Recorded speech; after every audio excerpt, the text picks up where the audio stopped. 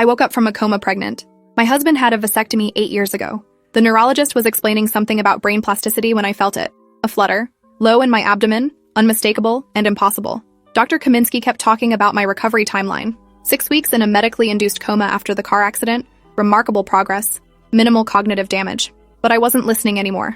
My hand moved to my stomach under the hospital blanket, pressing gently, feeling the curve that shouldn't be there. When I looked down, I could see it.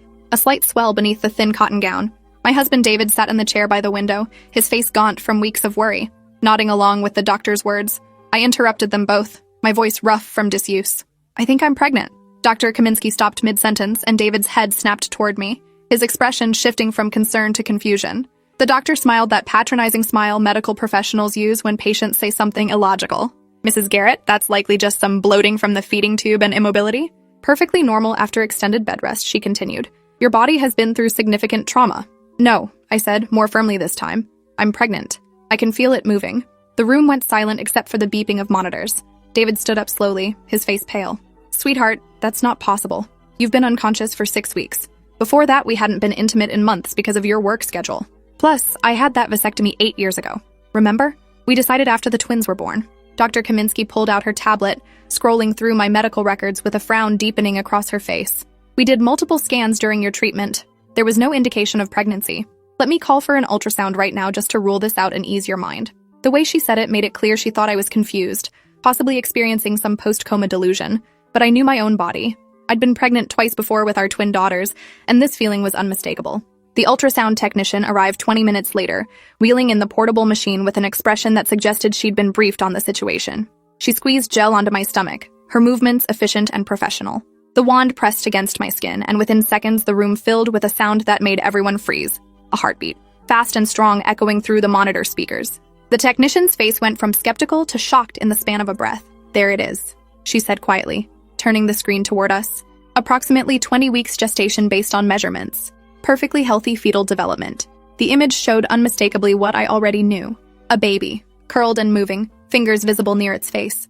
David made a sound like all the air had left his body. Dr. Kaminsky grabbed the monitor, staring at the screen like it might change if she looked hard enough. This doesn't make any sense.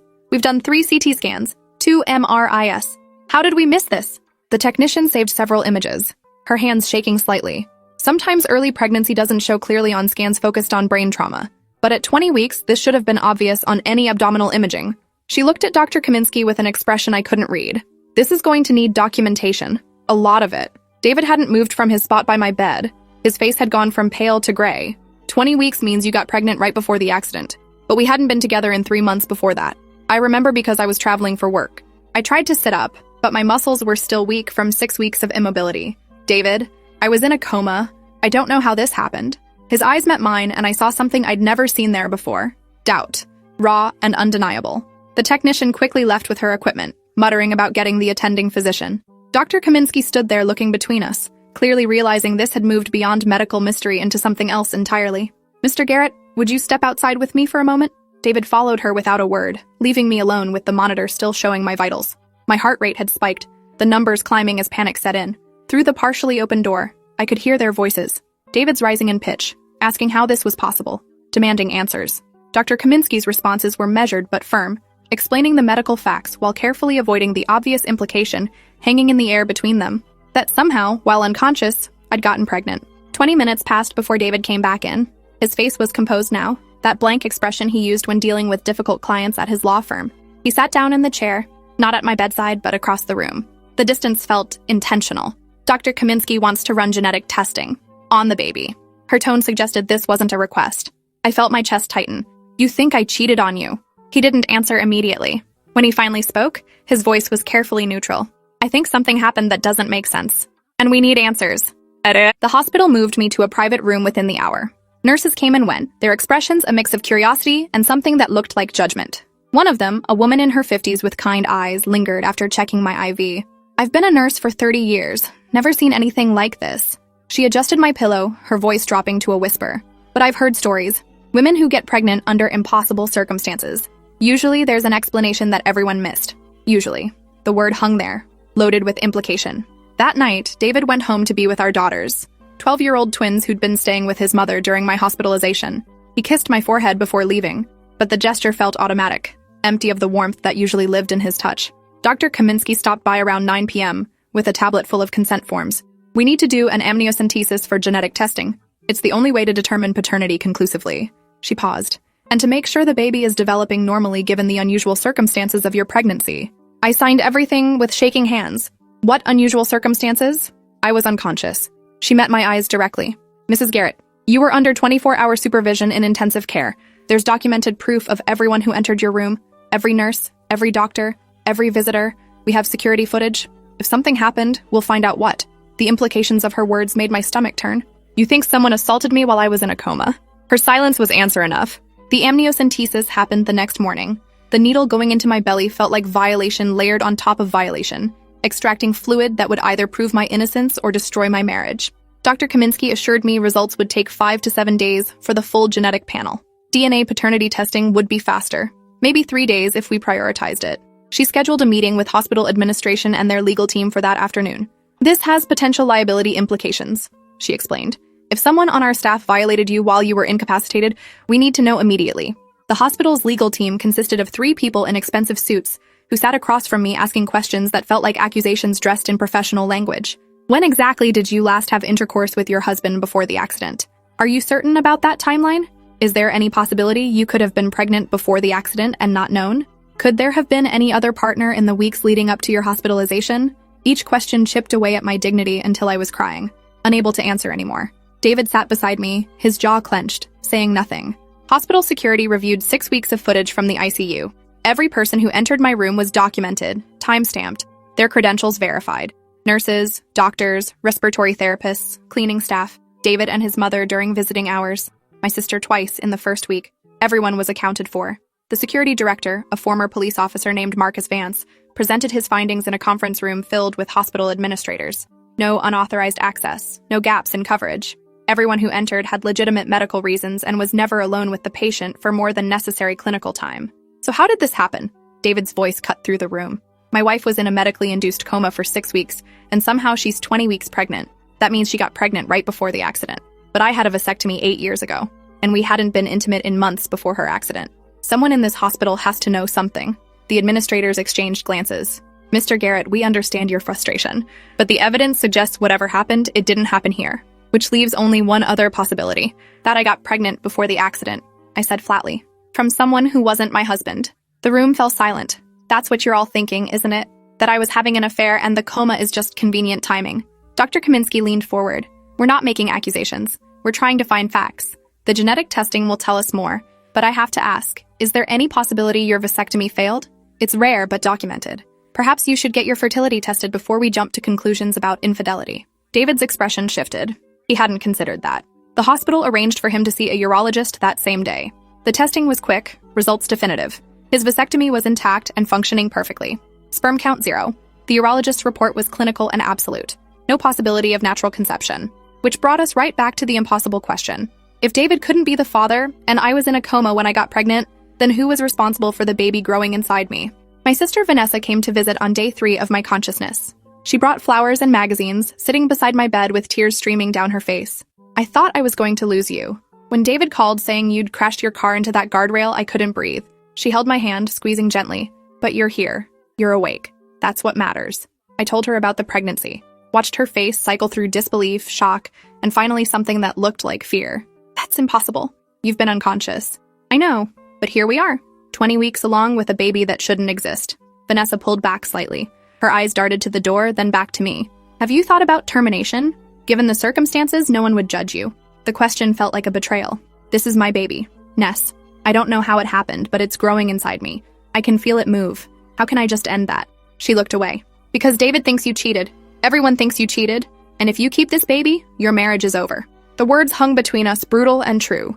David had barely spoken to me since the vasectomy results came back. He slept in the chair across the room instead of the fold-out bed beside me. His mother had stopped calling. The twins hadn't visited yet, probably because he didn't know how to explain this to them. My 12-year-old daughters, asking why mommy was pregnant when daddy said they were done having kids years ago. How do you explain that their mother might have destroyed their family while unconscious? Dr. Kaminsky came in during visiting hours, interrupting my spiral of thoughts. She held a tablet and wore an expression I couldn't read. The preliminary DNA results are back. I need to discuss them with you and your husband together. She looked at Vanessa. I'm sorry, but this is private. My sister left reluctantly, and Dr. Kaminsky waited until David arrived from work. He came in still wearing his suit, looking exhausted. His eyes barely met mine before focusing on the doctor. Just tell us. Is it mine? Dr. Kaminsky pulled up data on her tablet. The baby shares 50% of Mrs. Garrett's DNA, as expected. But the paternal DNA is unusual. It shows markers consistent with your genetic profile, Mr. Garrett, but not a complete match. It's more like a sibling relationship than a parent-child one. She paused, letting that sink in. Do you have a brother? David's face went white. I have a twin. Philip. He's been deployed overseas for a year. Military stationed in Germany. The implications crashed over us like a wave. Dr. Kaminsky continued carefully. This baby is genetically related to you through your twin brother, which means if he's the father, we need to understand how that happened while your wife was in a coma. Unless there's something you're not telling us. David looked at me, and I saw his expression shatter. His twin brother. The man who looked exactly like him, sounded exactly like him. The brother who'd visited me in the hospital when David needed to be with the girls. I remembered now. Fragments through the fog of sedation. Philip had been granted emergency leave when they told my family I might not survive. He'd flown back from Germany, stayed at David's house, helped with the twins, and he'd visited me in ICU. The nurses would have let him in because he looked identical to my husband. They would have assumed he had every right to be there. Dr. Kaminsky was watching my face. Mrs. Garrett, do you remember anything? Any moments of consciousness during your coma? No, I whispered. But sometimes patients can hear things. Respond to stimuli, even while sedated, right? She nodded slowly. It's called covert consciousness. Some coma patients show brain activity suggesting awareness even when they appear completely unconscious. We didn't test for that in your case because your sedation was medically necessary. But theoretically, there could have been moments of semi-consciousness we didn't detect. Moments where you might have been aware but unable to respond or remember clearly later. David stood abruptly, his chair scraping against the floor. You're saying my brother assaulted her while she was unconscious? That he used his access to her room to rape her? His voice was getting louder with each word, and somehow she was conscious enough to conceive but not conscious enough to remember or fight back. Dr. Kaminsky raised her hands in a calming gesture. I'm not saying anything yet. We need more information. But yes, that's one possible explanation for the genetic results. The other possibility, she hesitated, is that something consensual happened before the accident that you're not aware of. I felt like I was drowning. No, there was nothing with Philip. Ever. David, you have to believe me. But he wasn't looking at me anymore. He was staring at the wall, his jaw working like he was grinding his teeth to dust. My brother visited you 6 times while you were in the coma. I checked the visitor logs. He sat with you for hours when I had to be home with the girls. The nurses said he was devoted, reading to you, playing your favorite music. They thought it was beautiful how close our family was. Security footage, Dr. Kaminsky said quietly. We need to review every minute of every visit from Philip Garrett. David pulled out his phone, his fingers shaking as he dialed. It rang 4 times before going to voicemail. Philip's cheerful voice asking him to leave a message. David didn't. He just hung up and tried again. And again. On the 5th attempt, he finally spoke. Call me back. Now.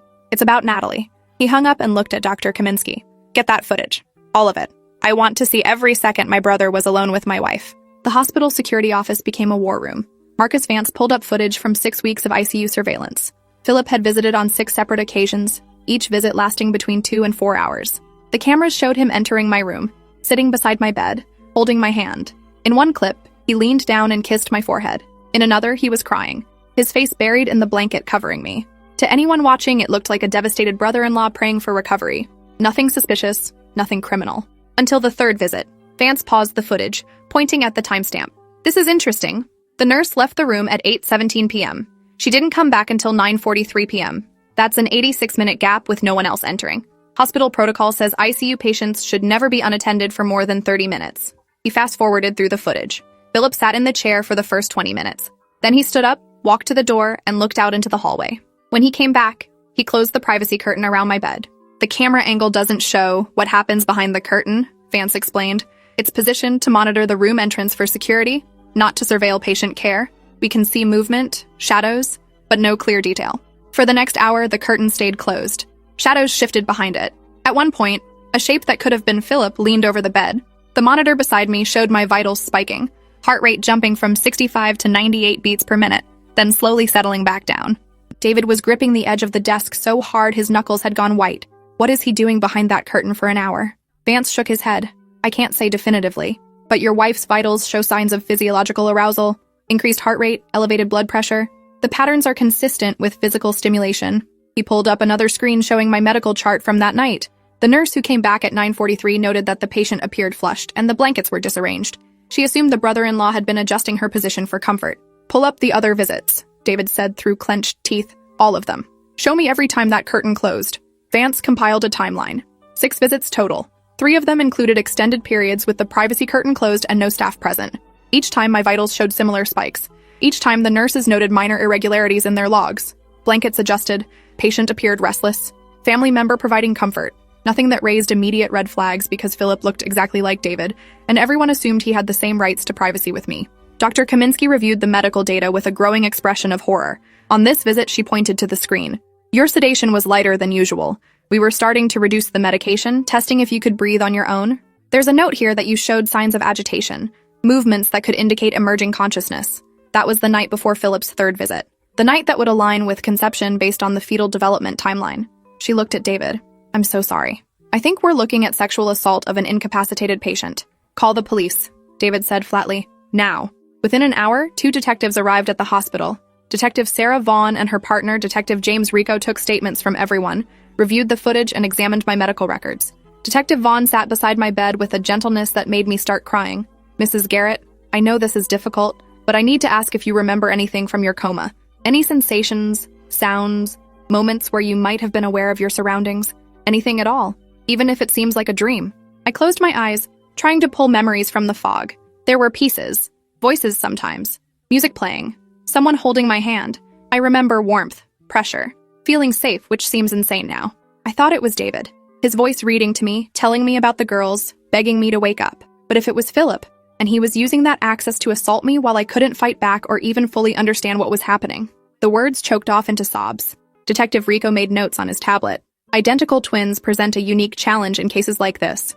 Your husband can't be the father because of his vasectomy, confirmed by medical records. But his brother shares enough genetic material that the baby's DNA shows familial markers. Combined with the security footage showing prolonged unsupervised access and your medical data indicating physiological responses during those visits, we have enough for probable cause." He looked at David. "Has your brother responded to your calls?" "No," David said. "I've left 8 messages. Texted him screenshots of the DNA results. Nothing. He's ghosting me." Detective Vaughn pulled up her phone. "We've contacted military police on his base in Germany. They're bringing him in for questioning. If he refuses to cooperate or tries to flee, they'll detain him." She paused. "I have to warn you both. Cases involving unconscious victims are incredibly difficult to prosecute. His defense will argue she wasn't fully comatose, that there might have been consent we can't verify, that the relationship could have been ongoing before the accident." "That's disgusting," David exploded. "She was in a medically induced coma. She had a breathing tube. She couldn't speak or move. How the hell is anyone going to argue consent?" Detective Rico's expression was grim. "I've seen defense attorneys argue worse. They'll say the medical records show decreasing sedation, that she was responsive to stimuli, that maybe she initiated contact in her semi-conscious state. They'll paint your brother as a devoted family member providing comfort that turned physical with her encouragement. It's vile, but it's effective. Juries have a hard time convicting when there's no clear evidence of force." Dr. Kaminsky entered the room holding another tablet. "I have additional medical evidence that might help. During the 3rd visit, the one we believe aligns with conception, the nurse documented that Natalie's gown was on backwards when she came back into the room. She'd noted it because hospital gowns are designed to open in the back for easy access to monitoring equipment. She assumed Philip had removed it to adjust the wires and put it back on incorrectly. But looking at it now, in context with everything else, it suggests he undressed her." "Show me that footage again," Detective Vaughn demanded. Vance pulled up the relevant section and they all crowded around the monitor. The curtain was closed for 72 minutes during that visit. When Philip finally opened it and left the room, you could see him adjusting his clothes, tucking his shirt in, running his hand through his hair. The gestures of someone who'd just been physically active. Then the nurse entered 3 minutes later and discovered the gown issue. Vaughn turned to her partner. "That's enough for an arrest warrant." The military police detained Philip at his base in Germany within 6 hours. He initially refused to speak without an attorney, which told us everything we needed to know. If he was innocent, if this was all a horrible misunderstanding, wouldn't his first reaction be shock and denial? Instead, his silence felt like admission. David collapsed into the chair beside my bed after getting the call, his face in his hands. "My own brother, my twin. How could he do this? How could he violate you while you were fighting for your life?" I didn't have answers. I was still trying to process that the baby growing inside me was the product of assault, an assault I couldn't remember, couldn't fight against, couldn't even fully comprehend had happened. The violation felt abstract and visceral at the same time, like my body had been used as a vehicle for someone else's crime, while my consciousness was locked away in medicated darkness. Dr. Kaminsky gently suggested I consider speaking with the hospital's trauma counselor. Given that I was now dealing with both physical recovery and psychological trauma, I'd need support through what was coming next. The trauma counselor was a woman named Dr. Lisa Okafor, with warm eyes and a voice that made you want to trust her. She sat across from me in my hospital room, her notepad balanced on her knee. "Natalie, what happened to you is a profound violation. And the fact that you can't clearly remember it doesn't make it less real or less traumatic. Your body remembers, even if your conscious mind doesn't. That's why you're experiencing this disconnect, this feeling of unreality. It's your brain trying to protect you from something it can't fully process." I told her about the fragments I did remember. Warmth, pressure, the sensation of being touched, but filtered through layers of sedation that made everything feel distant and dreamlike. "I thought I was dreaming about David," I admitted. In those foggy moments when awareness would surface and then slip away again, I felt safe, cared for. How sick is that? I felt safe while being raped by my husband's identical twin brother. And I can't even hate the memory properly because part of me still thinks it was David showing me love while I was dying. Dr. Okafor leaned forward. "That's not sick. That's your brain doing exactly what it needed to do to protect you. You were in a state of profound vulnerability, and your subconscious created a narrative that would allow you to feel safe instead of terrified. There's no shame in that. The shame belongs entirely to the person who exploited your helplessness." She paused. "Have you thought about what you want to do regarding the pregnancy? There are options available to you, including termination. No one would judge you for making that choice given the circumstances." I'd been avoiding that question for days.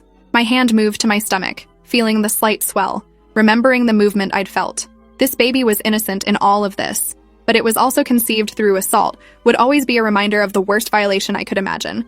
Could I love a child created this way? Could I look at them and not see Philip? But then again, I'd look at them and see David too, because genetically they were nearly identical. This baby would be my daughter's sibling, share their DNA, belong to our family even if the conception was a crime. "I don't know," I finally said. "I don't know if I can raise the child of my rapist, but I also don't know if I can terminate a pregnancy that's already this far along, where I can feel the baby moving. It feels like punishing an innocent life for someone else's crime." Dr. Okafor nodded slowly. "Those are valid feelings, both of them. You don't have to make any decisions right now. Take time to process, to heal. Talk with David about what this means for your marriage and your family. Whatever you ultimately decide, it should be your choice, made without pressure or judgment." David and I had that conversation later that night. The hospital had given us the larger family suite, understanding we needed privacy to navigate this nightmare. He sat on the edge of my bed, holding my hand for the first time in days. His eyes were red from crying. "I don't blame you," he said quietly. "I want you to know that. None of this is your fault. You were unconscious. You couldn't consent. My brother violated you in the most heinous way possible. But I also don't know if I can raise his child. If I can look at a baby that's genetically my nephew and see anything other than betrayal? I understand," I told him. "And I don't know if I can either.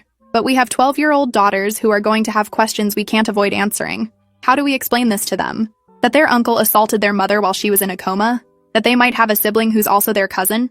That family gatherings will never be the same because we can't ever be around Philip again?" David's jaw clenched.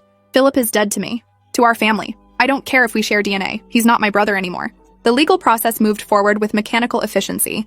Philip was extradited from Germany to face charges of sexual assault of an incapacitated person, a first-degree felony carrying 20 years minimum.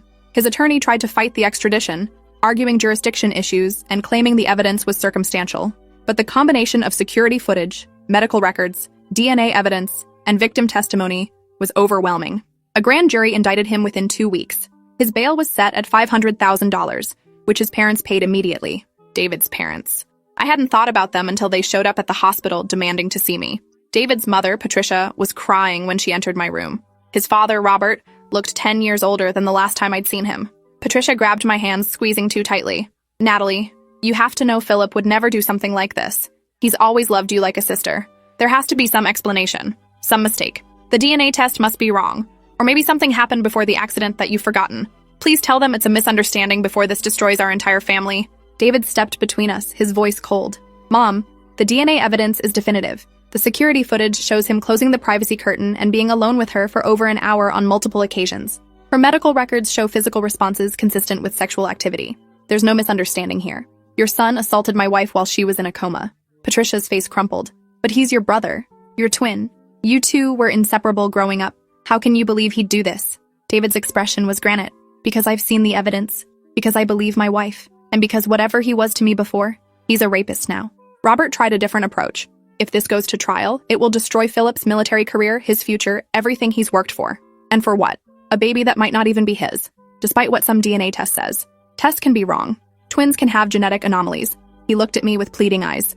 If you care about this family at all, you'll drop the charges. Say it was consensual before the accident. Say you had a brief affair you regret. Anything that prevents my son from going to prison for 20 years. Get out, I said. My voice was shaking but firm. Get out of my room. Your son raped me while I was unconscious and unable to defend myself. And you want me to lie to protect him? To destroy my own reputation and marriage to save his military career? What kind of people are you? Patricia started crying harder. We're trying to save our family. Natalie, please. You don't understand what this will do to us. The scandal. The shame. Robert works with the county commissioners. I volunteer at the church. We'll be ostracized. David physically escorted his parents out of the room, his voice echoing in the hallway as he told them never to contact us again. When he came back, he was shaking with rage. I'm so sorry. I can't believe they actually asked you to lie for him. They're in denial. They can't accept that their golden boy, their military hero son, is capable of something, this monstrous. So they're rewriting the narrative in their heads, making you the villain instead of the victim. It's textbook abuse enablement. The hospital released me a week later with strict instructions for bed rest and prenatal care. I was now officially 24 weeks pregnant, past the point where termination was legally available in our state without medical necessity. Dr. Kaminsky explained that continuing the pregnancy carried some risks given my recent trauma and extended coma, but nothing immediately life-threatening. The choice remained mine, though my window for choosing was rapidly closing. She referred me to a maternal fetal medicine specialist who could provide more comprehensive counseling about my options. Going home was surreal. The house looked the same, but everything felt different. David had explained the situation to our daughters, Sophia and Grace, in age-appropriate terms. Their Uncle Philip had done something very wrong, something that hurt Mommy, and there was going to be a baby because of it. The girls had questions we struggled to answer. Will the baby live with us? Is Uncle Philip going to jail? Do we still have grandparents? Each question was a knife cutting deeper into the fabric of our family that had been torn apart by Philip's actions. Sophia, always the more direct twin, asked the question I'd been dreading. Mommy, do you want the baby? I sat on the couch with both girls curled against me, David in the chair across from us. Honestly, I don't know yet. It's complicated. This baby is your sibling, and it's innocent. But the way it was created was very wrong, and I'm still figuring out my feelings about all of it. What I do know is that whatever I decide, it will be because I think it's best for our family. And I need you both to understand that none of this is anyone's fault except Uncle Philip's. Grace, quieter and more thoughtful, looked up at me with tears in her eyes. Can we still love Uncle Philip even if he did something bad? Or are we supposed to hate him now? The question broke my heart because it wasn't fair. None of this was fair to these two 12-year-old girls who'd almost lost their mother and were now watching their family implode. You can feel however you feel, I told her. Feelings are complicated. It's okay to be angry at what he did while still remembering times when he was kind to you. But we can't have him in our lives anymore. He's not safe. The preliminary hearing was scheduled for 3 weeks after my hospital release. Detective Vaughn prepared me for what to expect, explaining that Philip's attorney would try to discredit the evidence and my testimony. They'll argue you were conscious enough to consent, but sedated enough to not remember clearly. They'll suggest you and Philip had a prior relationship your husband didn't know about. They'll use the fact that you can't clearly remember the assaults against you, painting your testimony as unreliable or confused. It's going to be brutal, Natalie. You need to be prepared for that. The courtroom was smaller than I expected, with harsh fluorescent lighting that made everyone look sickly. Philip sat at the defense table in a suit, his hair cut short in military style, looking exactly like David except for the expression on his face. Where David's eyes showed pain and betrayal, Philip's showed calculation. Cold assessment of the situation and how to manipulate it to his advantage. His attorney, a woman named Christine Mallory, with a reputation for aggressive defense tactics, barely glanced at me during her opening arguments. Ms. Mallory painted a picture of a loving brother-in-law devoted to his comatose sister-in-law's recovery. She showed the security footage of Philip entering my room, sitting beside me, holding my hand. She played audio of him reading to me, his voice gentle and caring. Then she introduced the bombshell. Mrs. Garrett had been reducing her sedation in the days leading up to the alleged assaults. Medical records show she was responsive to verbal commands, able to squeeze hands on request, showing clear signs of emerging consciousness. The defense's position is that any physical contact that occurred was consensual, initiated by a woman aware enough to make her wishes known through nonverbal communication. I felt sick listening to her twist the facts into something that made me complicit in my own assault. The prosecutor, District Attorney William Becker, stood to object. Even if Mrs. Garrett showed signs of emerging consciousness, she was still legally incapacitated and unable to provide informed consent. She had a breathing tube, was confined to a hospital bed, and was under continuous medication that impaired her judgment and memory. The law is clear that sexual contact with someone in that condition constitutes assault regardless of perceived responsiveness. Judge Carol Henderson reviewed the medical records carefully. She was a woman in her 60s known for being fair but tough. After 20 minutes of silence except for the sound of pages turning, she looked up. I'm allowing this case to proceed to trial. There's sufficient evidence that a crime may have been committed. However, I'm also ordering a full neurological evaluation of Mrs. Garrett to determine her capacity for consciousness and consent during the period in question. Until we have expert testimony on whether she was capable of understanding and communicating consent, I'm not dismissing anything. Bail remains at $500,000 already posted. Trial date is set for 8 weeks from today. 8 weeks. I'd be 32 weeks pregnant by then, obviously showing a constant visual reminder of the crime we were prosecuting. David held my hand as we left the courthouse. Reporters shouting questions we didn't answer. His face was set in determined lines. We'll get through this. Whatever happens, we'll face it together. But I could feel the distance between us growing, a chasm created by circumstances neither of us could control. He loved me. I believed that. But could he love a child, conceived through his twin brother's assault of his unconscious wife? The neurological evaluation was conducted by Dr. Raymond Park, a specialist in consciousness disorders and coma recovery. He reviewed 6 weeks of medical records, interviewed my medical team, and conducted extensive cognitive testing on me. His report, delivered in a conference room full of lawyers and experts, was clinically brutal. Mrs. Garrett was in a state of minimal consciousness during the period in question. She showed some responsiveness to external stimuli, but lacked the cognitive capacity for complex decision-making or informed consent. Any movement or response during this time would have been reflexive or instinctual, not indicative of conscious choice or agreement. Ms. Mallory immediately challenged the findings. Dr. Park, isn't it true that patients in minimal consciousness states can still experience pleasure and pain? Can still respond to touch in ways that indicate preference? He adjusted his glasses. They can show physiological responses, yes, but response to stimuli is not the same as consent. A person in Mrs. Garrett's condition would not have had the executive function necessary to understand the nature of sexual contact, the implications of such contact, or the ability to refuse unwanted advances. Any sexual activity with someone in that state is, by definition, assault. The defense tried another angle. What about prior relationship establishment? If Mrs. Garrett and the defendant had engaged in consensual relations before her coma, couldn't her responses be interpreted as continuation of that established intimacy? Dr. Park's expression hardened. There's no evidence of any prior inappropriate relationship, and even if there had been, prior consent does not equal ongoing consent, especially when one party is medically incapacitated. This is basic medical ethics and legal standard. What you're suggesting is that unconscious people can be sexually active with prior partners without current consent. That's rape. The words hung in the courtroom. Philip shifted in his seat, and for the first time, I saw something crack in his composed facade. Fear, maybe, or realization that his defense was crumbling. The prosecutor seized the moment. Your Honor, the defense is essentially arguing that my client was conscious enough to consent, but too unconscious to remember consenting. That's an impossible standard that would make prosecuting any assault of an incapacitated victim impossible. The evidence is clear. The defendant had unsupervised access to a vulnerable patient. That patient became pregnant during that access period. DNA confirms the defendant as the father, and medical experts confirm the victim could not have provided meaningful consent. This is assault, period. Judge Henderson called a recess. When we reconvened 2 hours later, her decision was unequivocal. This case is going to trial. The evidence supports a reasonable belief that sexual assault occurred. The defendant will remain free on bail with the conditions that he have no contact with the victim or her family, surrender his passport, and report to pretrial services weekly. Trial begins in 6 weeks. The gavel struck, and Philip's parents were crying in the back of the courtroom. David sat stone-faced beside me, his hand squeezing mine so hard it hurt. The weeks leading up to trial were a special kind of torture. My body grew with a pregnancy I hadn't chosen. Carrying a baby I had complicated feelings about. The twins watched me with worried eyes, seeing their mother change shape with a sibling they weren't sure they wanted. David tried to be supportive, but I could feel him pulling away emotionally, unable to reconcile his love for me with his horror at what his brother had done. Our intimacy died completely. He couldn't touch me without thinking about Philip touching me first, violating me while I was helpless. I started seeing Dr. Okafor 3 times a week, trying to process the trauma layered on trauma. The assault itself, the violation of my trust by someone I'd considered family, the pregnancy forcing me to live with the physical evidence of the crime, the trial approaching where I'd have to testify about things I couldn't fully remember while lawyers tried to make me look like a willing participant. And underneath all of it, the baby moving inside me, growing stronger, demanding I make a decision about its future. 28 weeks pregnant, I finally admitted something to Dr. Okafor that I'd been hiding from everyone else. I think I want to keep the baby, not because of what Philip did, but in spite of it. This child is mine, half my DNA, innocent of any crime. And even though it was conceived in the worst possible way, it's also my daughter's sibling, David's niece or nephew, part of our family, however complicated that is. But I don't know if David can accept that, if keeping this baby means losing my marriage.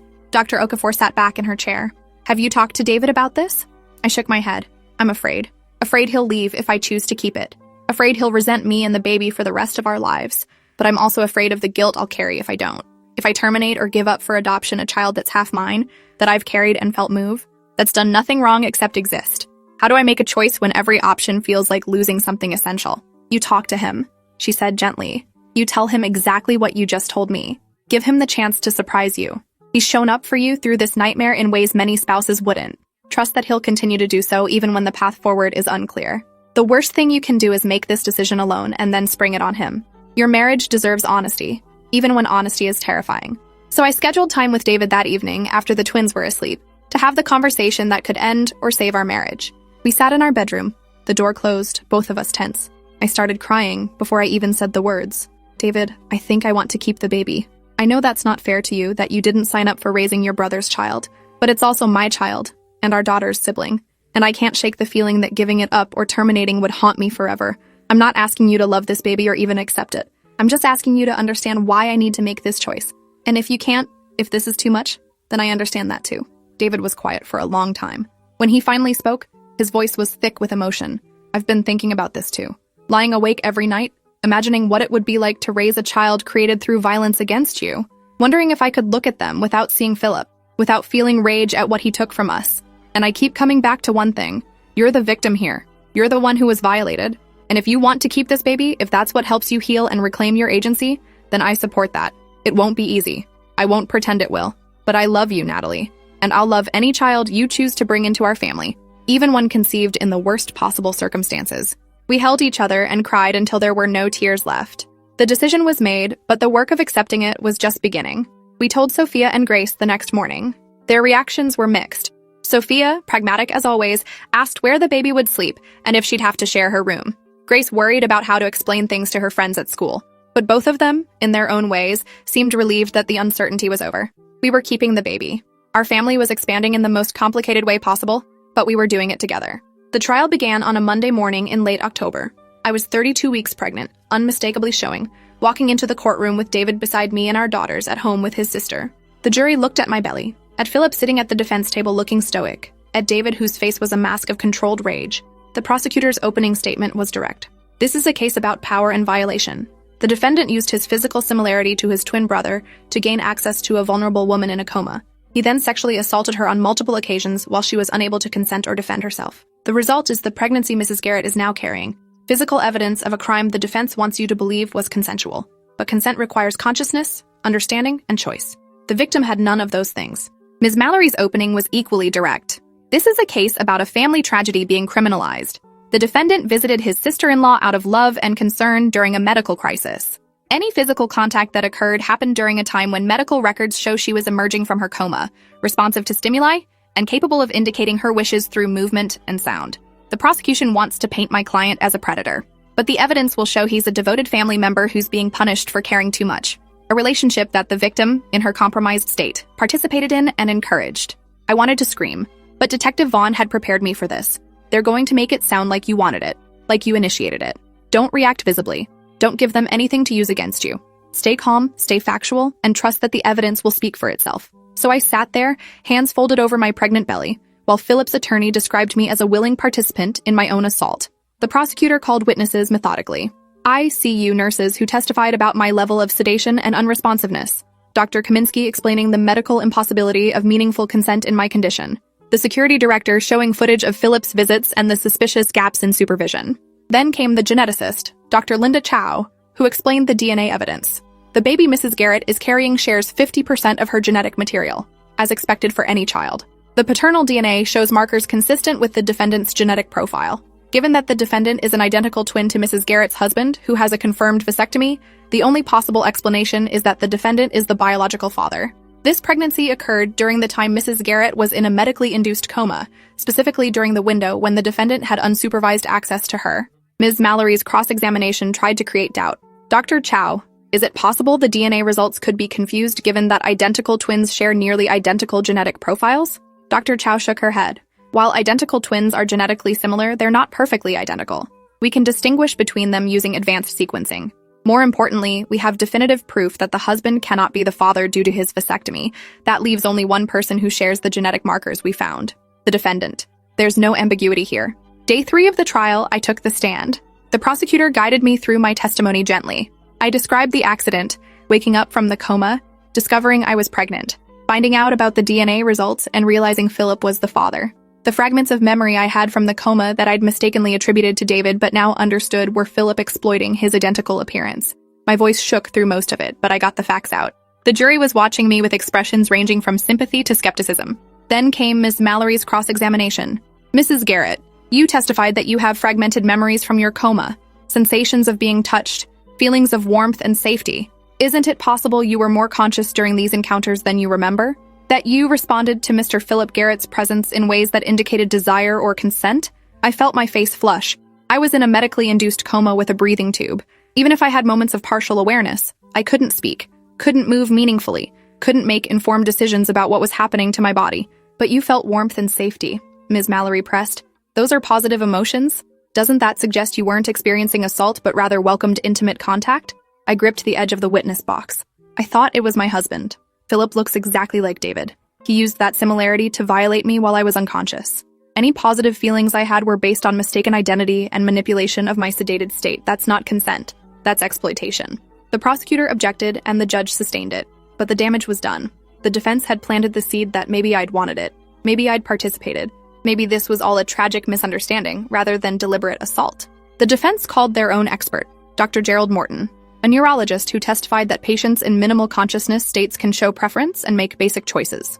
Under the right circumstances, he claimed, someone in Mrs. Garrett's condition could have indicated willingness for intimate contact through body language and physiological responses. The prosecutor tore him apart on cross-examination. Dr. Morton, how exactly does someone with a breathing tube, confined to a hospital bed, under heavy sedation, communicate informed consent to sexual activity? He stammered something about reflexive responses and instinctual behavior, but it was clear his testimony was bought and paid for by the defense. Philip never took the stand. His attorneys advised him to invoke his Fifth Amendment right against self-incrimination, which the judge instructed the jury not to interpret as guilt. But everyone knew what it meant.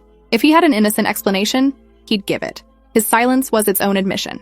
Closing arguments lasted an entire day. The prosecutor methodically walked through the evidence, connecting every piece into an undeniable picture of assault. The defense tried to muddy the waters, suggesting reasonable doubt based on my fragmented memories and the complexity of consciousness during coma recovery. The jury deliberated for 3 days, 72 hours of waiting while my future and Philip's hung in balance. David and I stayed home with the girls, trying to maintain normalcy while my phone stayed glued to my hand waiting for the call. When it finally came, Detective Vaughn's voice was carefully neutral. They have a verdict. The courthouse is expecting you within the hour. We drove in silence, my hands shaking so badly I had to sit on them. The courtroom was packed when we arrived. Media, victims' advocates, Philip's parents in the back row glaring at us like we'd betrayed them. The jury foreman stood. On the charge of sexual assault of an incapacitated person, we find the defendant guilty. Philip's face went white. His mother screamed. David's hand found mine, squeezing hard enough to bruise. Judge Henderson thanked the jury and set sentencing for 3 weeks out. Philip was remanded into custody immediately, his bail revoked. As they led him away in handcuffs, he looked at me for the first time since the trial began.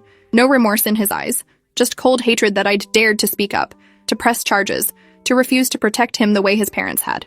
Sentencing day, I was 35 weeks pregnant, so close to delivery that my doctor had advised against attending, but I needed to be there. Needed to give my victim impact statement and watch Philip face consequences for what he'd done. Judge Henderson listened to both sides present arguments about appropriate punishment. The prosecutor asked for the maximum 20 years. The defense asked for leniency, claiming Philip's military service and clean record warranted a reduced sentence. Philip's father actually testified, begging the judge to consider the family impact, the shame they'd already endured, the punishment of having their son's life destroyed. Then it was my turn. I stood at the podium, one hand on my pregnant belly, the other gripping my prepared statement. Your Honor, Philip Garrett violated me in the most fundamental way possible. He used his physical similarity to my husband to gain access to me while I was unconscious and unable to defend myself. He assaulted me multiple times, knowing I couldn't remember, couldn't fight back, couldn't even understand what was happening. The pregnancy I'm carrying is physical evidence of his crime, a daily reminder of violation that I'll see in my child's face for the rest of my life. I'm choosing to keep this baby not because I've forgiven what Philip did, but because this child is innocent. But make no mistake, Philip Garrett is not. He deserves the maximum sentence allowed by law. Judge Henderson took less than 5 minutes to decide. Mr. Garrett, you committed one of the most heinous violations possible. You exploited a vulnerable woman's incapacity to serve your own desires, and you did so repeatedly, with premeditation and calculation. The evidence showed you closed privacy curtains to hide your actions, timed your visits for minimal supervision, and exploited your physical similarity to the victim's husband to gain access. This was not a moment of weakness or poor judgment. This was predatory behavior. I sentence you to 20 years in state prison with no possibility of parole. You'll also be required to register as a sex offender upon release, and are permanently barred from contact with the victim or her family. Philip was led away. His parents were sobbing. David pulled me close, and I felt the baby kick hard against my ribs, as if acknowledging the moment. Justice had been served, but it didn't erase what happened, didn't make the pregnancy less complicated or my feelings less confused. It just meant Philip would face consequences for using my unconscious body for his own gratification. As we left the courthouse, reporters shouted questions about how I felt, whether I'd forgive Philip, what I planned to name the baby. We didn't answer any of them. 3 weeks later, at 38 weeks pregnant, I went into labor. David held my hand through 18 hours of contractions, never leaving my side. When they finally placed my son in my arms, I looked down at his face and saw something I hadn't expected. Not Philip, not even David really, just a baby. My baby. Innocent and perfect, and completely separate from the circumstances of his conception. We named him Oliver, a name that belonged only to him, untethered from family history or painful associations. Sophia and Grace came to visit, hesitant at first, then melting when Oliver wrapped his tiny hand around their fingers. David held him and cried, and I knew we'd be okay. Different than before, scarred by what happened, but together. A family rebuilt from trauma into something stronger and more honest than we'd been before. 6 months later, with Philip serving his sentence and our family finding its new normal, I looked at Oliver sleeping in his crib and knew I'd made the right choice. Not an easy choice, but mine. And in reclaiming that agency, I'd taken back the power Philip tried to steal.